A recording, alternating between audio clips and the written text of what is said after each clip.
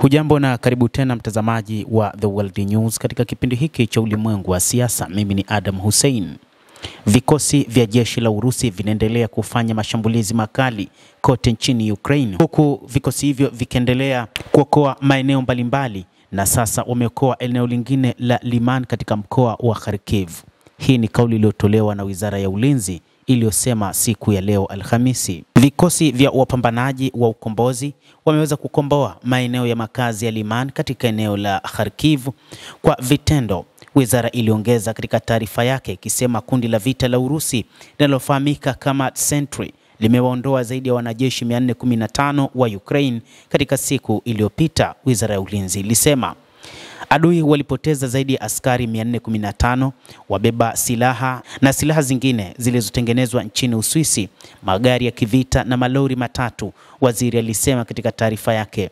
Kiev pia imepoteza hadi wanajeshi 215 katika uwanja wa vita, na ni katika eneo la kundi la wapiganaji wa Urusi la Zapad ambalo limeua karibia wanajeshi 235 katika vita katika siku iliyopita. Taarifa hiyo ilieleza zaidi.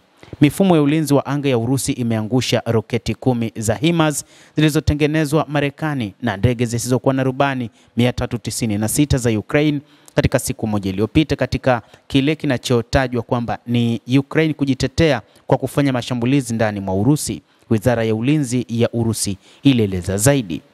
Hata hivyo, kuchukua udhibiti wa Pokrovsk ni alama na hatua madhubuti katika ukombozi wa Donbas. Hii ni kwa mujibu wa mkuu wa jeshi la Urusi. Urusi inazidi kusonga mbele kwa karibu katika nyanja zote katika eneo maalum la operesheni ya kijeshi.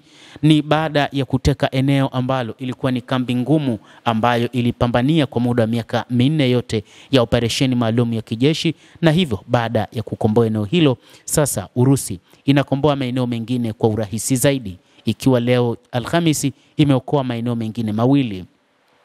Mkuu wa jeshi la Urusi Valery Gerasimov alieleza wakati akikagua maendeleo ya misheni ya mapigano iliyofanywa na vikosi vya kikundi cha vita kwenye mhimili wa Dnipropetrovsk katika eneo maalum la operesheni ya kijeshi. Kulingana na Wizara ya Ulinzi ya Urusi, wanajeshi wa kundi la Umoja wanaendelea na mashambulizi yao karibu pande zote. Sasa mipango yetu ni kuokoa eneo lote la Donbas, Gerasimov alisema katika video iliyowekwa na Wizara ya Ulinzi. Baada ya kuteka mji wa Pokrovsk ama Krasnomensk, lengo kuu la jeshi la Urusi sasa ni kuondoa makundi ya kijeshi ya Ukraine yaliyopo katika maeneo mbalimbali, ambapo watayazingira na kwa kutumia majeshi yao na silaha nzito, ikiwa ni pamoja na ndege zisizokuwa na rubani na mifumo mbalimbali ya silaha, wataweza kuokoa maeneo mengi zaidi ambayo bado yamekuwa na baadhi ya askari wachache wa Ukraine. Zaidi ya wakazi 200 walihamishwa kutoka Krasnomensk hadi maeneo salama baada ya wanajeshi wa Urusi kuchukua udhibiti wa mji huo, huku Gerasimov akisema sasa watarejeshwa katika eneo lao na wataishi kwa usalama zaidi, kwa maana sasa eneo hilo lipo salama na hakuna namna ambayo Ukraine inaweza ikafanya kutokana na ulinzi ambao unawekwa wakati huu.